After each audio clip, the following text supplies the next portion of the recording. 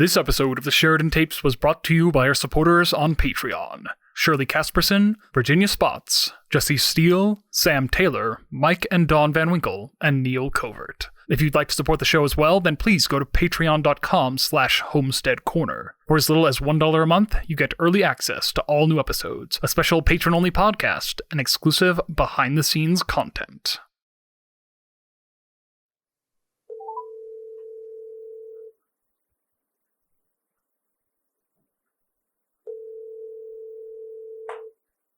Hello, you reached Sam Bailey. Sorry I can't take your call right now, but please leave a message and I'll get back to you as soon as possible. Hey, Sam. Just wanted to make sure you're on your way.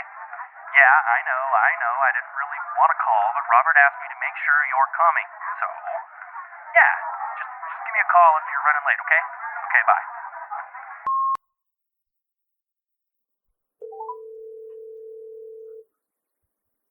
Hello, you reached Sam Bailey. Sorry I can't take your call right now, but please leave a message and I'll get back to you as soon as possible. Hey, Sam. Just, calling again to check in. Guess you must have got caught up at the station or something. Yeah.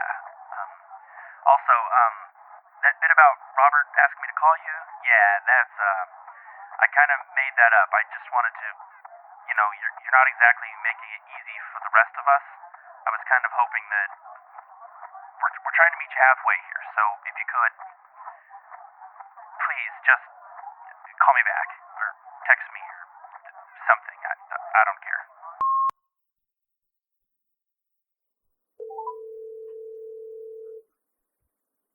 Hello, you reached Sam Bailey. Sorry I can't take your call right now, but please leave a message and I'll get back to you as soon as possible. Damn it, Sam. Where are you? I'm just trying to help you. You know that, right? I don't know what's going on with you, but you've got to give the hard-boiled loner act a rest. Everyone's worried about you. I'm worried about you. This has got to... Sam? Sam, is that you?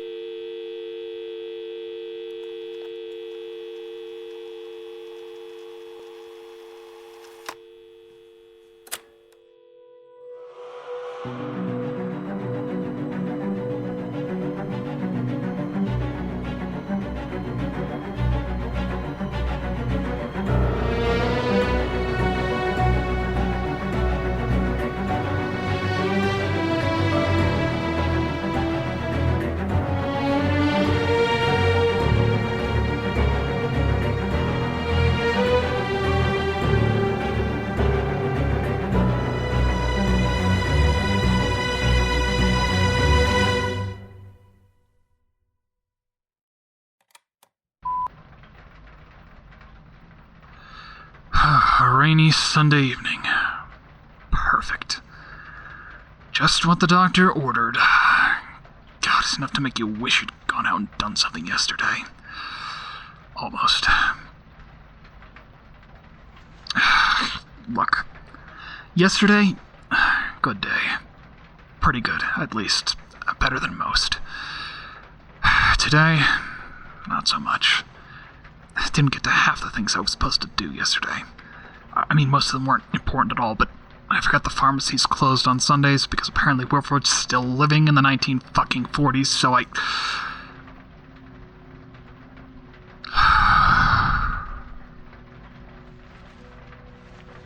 Doc said I might see an increase in anger if this happened, so I've just been sitting here all day trying to stay calm.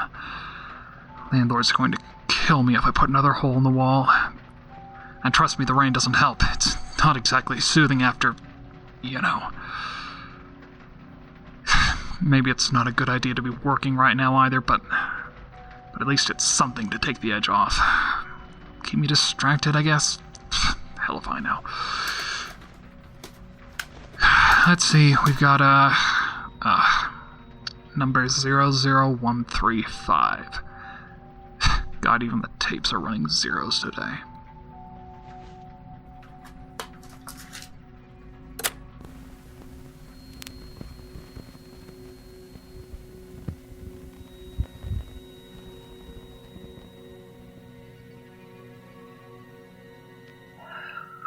Okay. Looks like... Alright, yes. It's recording. Great. Bit of a gamble, this old thing, but I figured it was worth a shot at least now that the old one's gone, but... Gee, Sheridan, calm down. All right, basics, I guess. This is Anna Sheridan, and it's about 9 o'clock at night on April 15th, 2009. I've been camped outside Green Bank, West Virginia for the last 10 days. Kate's here too. My sister, Kate Sheridan, I mean. She just left the van to get some fresh air.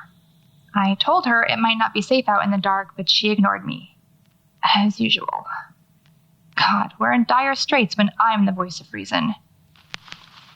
Kate just got here this morning, and of course she brought that ridiculous RV her husband talked her into buying. Thankfully, he's not here with her. But I doubt she left him behind for my sake. More like she didn't want to be embarrassed by her sister's screw-up. Again. Not that she was over the moon about why we're actually here anyway. Hey, Anna. You still in there? Where else would I be? I'm about to go to bed. Are you sure you don't want to stay in the RV tonight? No, I'm fine here, thanks. Don't want to cut into your space. It's not a problem. You can just sleep on the fold-out. I won't even notice you're there. When do you ever? Huh? I've still got some work to do out here. Probably be up all night. Anna, you need to get some sleep. I'll get a nap when I can. Don't worry about me. Oh, okay.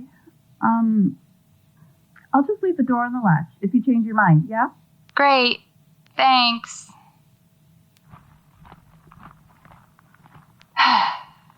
She means well. She really does. Most of the time, at least. I mean, it's annoying, but she just doesn't get that I don't need it. I mean, I do. I called her and said I needed help, just not like that. I don't know why I called her in the first place. She doesn't... No, I do know. It's because she might be the only person left who really knows me. Knows me well enough that if this all goes sideways... We're here because of a voice. That's how this all started. A voice that began showing up on AM radios in Cody, Wyoming about a year ago. At first, it was a weak signal, only showing up occasionally in the static between the stations.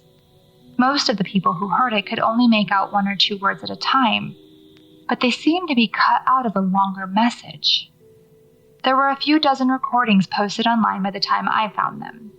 Single words just barely audible through the static. Help. Listen. Alone. Of course I couldn't resist. It took a bit of stumbling around the backcountry with my scanner to figure out where the signals were coming from, but I eventually tracked them to Spirit Mountain Cave. It's an old national monument that was abandoned back in the 50s, so it's gated off and managed by the BLM now. It took a little finagling, but I managed to get a permit to explore the cave on my own. The ranger who helped me get there, Kirk, stayed on the walkie-talkie the entire time, but I didn't mind. At least not until the voice on the radio turned into one that sounded like his, but wasn't. I still don't know what to call the entity I found. Normally I would call it a poltergeist. It was non-visible, non-corporeal, and able to physically interact with the world, violently if need be. But then it didn't seem to have a voice or an identity of its own. If it was really the ghost of someone who died in that cave, then it wouldn't need to steal voices to speak. It would have its own. It wasn't a monster, creature, or any other supernatural entity based in biology. Most paranormal phenomena I've dealt with create some kind of electromagnetic interference. That's why I have my scanner with me all the time. But as far as I can tell, this entity didn't create EM radiation. It was the radio waves I detected. An intelligence made up of indistinct, shifting energy fields, but somehow still able to influence and reshape physical matter. When I found it, it was trapped in one of the lowest chambers of the cave system, but it seemed to escape with me when I climbed out. As far as I can tell, it's able to infect any electronic device that receives a large enough amount of its signal pattern. It got into my walkie-talkie, left the cavern, and then, somehow, it created a body for itself. Well, maybe created isn't the right word. Copied? Xeroxed? Stole? Whatever it did, it walked out of the cave looking exactly like Ranger Kirk, with the real Kirk standing right there in front of me with a stunned expression on his face. He freaked out a little bit, and he had a gun on him, so yeah, I'm guessing you can figure out the rest. I just assumed that was it. The creature, ghost, whatever, was dead, or at the very least stuck in that cave without a body. I left Cody the next day feeling pretty good about myself. I found what I was looking for, fought it, survived it, and beat it, with a little help from Kirk. Tied that chapter off with a neat little bow, and that was the end of it, as far as I could tell. But then I started checking the forums again.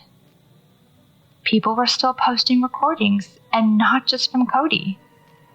They were picking up the same signals in remote areas of South Dakota, Nebraska, even a few areas around Kansas City.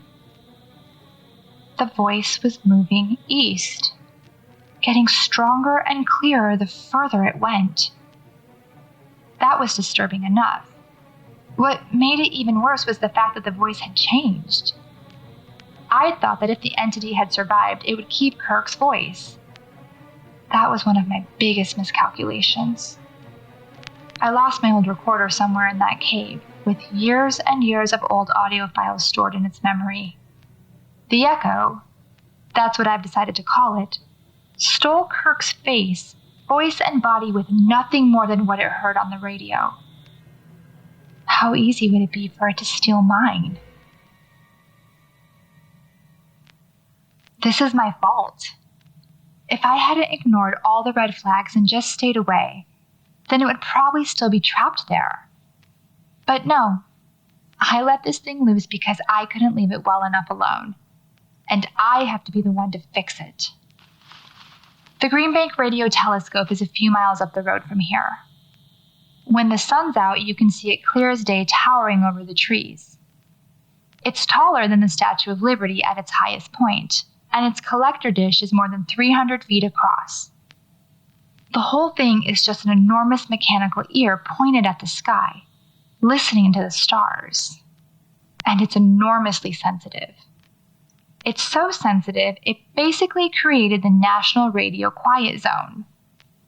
Well, it and the massive military listening station over at Sugar Grove. Hundreds of miles of federally regulated quiet right in the middle of the U.S. That's not to say there are no radio signals at all. They're just controlled and monitored. But the closer you get to the telescope, the more restrictions there are. In Green Bank itself, there's no Wi-Fi, cell phones, or overhead cables. Even tiny electrical shorts get picked up by the telescope sometimes, and the observatory has to send out patrol cars to fix them. I turned my phone up a few miles back, but if I tried to drive the van any closer to the telescope, I couldn't. They only allow diesel cars that close to the dish. The spark plugs in this thing would be enough to set off all kinds of alarms. Yeah, that's how quiet it is out here. The scanner's been running the whole time I've been talking. If I were anywhere else, it would be beeping almost constantly. We're swimming in radio waves. Everyone wants to talk to everyone else all the time, and it takes a mind-numbingly huge number of transmitters and receivers to make that possible. But out here, that's all gone. The world is quiet. Absolutely still. So, if our friend the Echo decides to come calling, I'll know right away. Any signal, any at all, and I'll be able to track it to its source, find out how it's spreading, and get rid of it once and for all. Make things right. Even if I have to stay here for months, I'll find...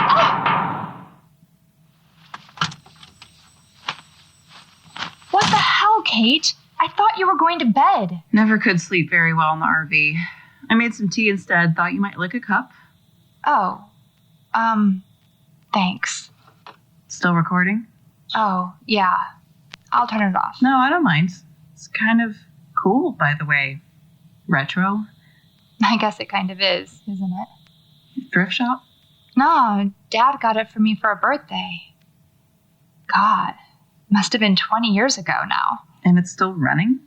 They just don't make them like that anymore, do they?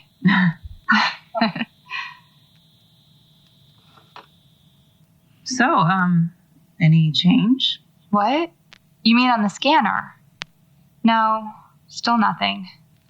But if it's out there, I'll find it. If? Yeah. Big if. And if not? Then I guess I keep looking. How long? As long as it takes. And if you never find it? I mean, what do you throw in the towel and... Not now, Kate. What do you mean, not now?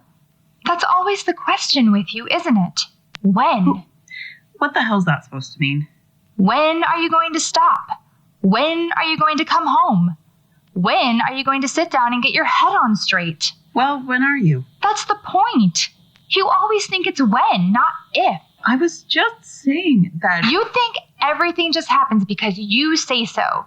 You say you're going to college, going to get married, going to get a boring, mind-numbing job and make a shit ton of money. And then it just happens the way you want it to, when you want it to. All I'm saying is you need to start taking life seriously and think... No! What you're trying to do is tell me how my life works. You call this a life? You're living in a dream world, Anna, and it's high time you wake up. Seriously? A dream. It's a nightmare. I try to be like you. I try to make plans, and then all of a sudden, wham! Shit like this happens, and I just have to deal with it. God, you're insufferable. What? You really think you're the only one who's ever struggled? That nothing bad ever happens to me? Because let me tell you, it sure as hell hasn't. No. You don't get to tell me that I just need to pick myself up by my bootstraps and try harder. Because every fucking day of my life is already hard enough without your voice in the back of my head. You have absolutely no idea what my life is like. And whose fault is that, huh? Did I decide to run away from all of my problems? Remind me, which one of us spends half the year camped out God knows where, writing and smoking and freaking out over shadows and ghost stories and voices on the radio? Anna, you tell me there aren't any signals out here. I know. And that this thing you're hunting... I know. Weak radio signal. Coming this way. 900 meters off. Is it... you're... 700 meters. Closing fast. Come on, Anna, we need to go. No. I need to fix this. Jesus, Anna, why do you have a gun in here? Why do you think? Don't you need a permit or something to... 300 meters. 200. 100. Anna, we need to go now. No! You want to see what my life is like, huh? Well, this is it. This is my life. So help me or stay out of my way, but don't... Anna. Excuse me, miss. Could you, roll down your window, please? Oh, right.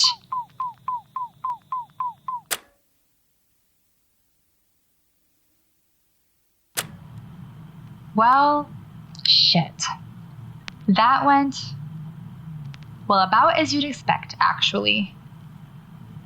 Kate left as soon as the patrol did. It was just someone from the observatory. They were picking up interference from my van and decided to check it out. That blip on the scanner was just their scanners interfering with mine. Thankfully, they didn't notice the gun, and we figured out what was wrong pretty quickly. Apparently, using a tape recorder from the 80s 10 miles away from the world's biggest radio telescope wasn't my brightest idea. All it took was a few crossed wires, and $1 billion telescope loses a night's worth of research. And I lose my best shot at stopping the echo. Sometimes that seems like all Kate and I have. Crossed wires, interference, old faults. We try, but I guess we're just too different now. Or too similar. Or just our own people. It was a mistake asking her to come out here. Even if the echo turned up, I doubt she'd be able to tell the difference between us anymore.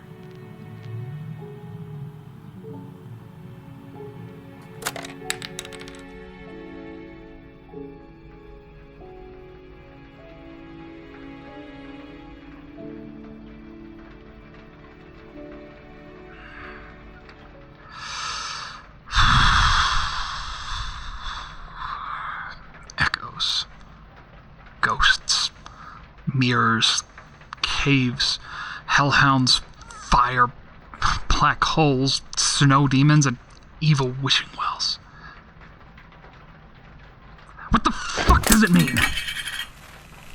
What's the point, huh? What's the point of any of this? Just to screw with me? To make sure my life's more of a goddamn nightmare than it already is? Because I'm done. I'm done with this bullshit. God. Oh, for God's sakes. Piss off! What the hell?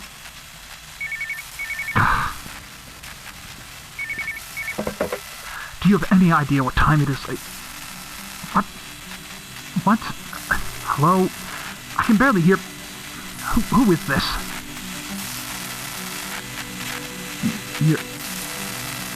It can't be. You're... Sheridan?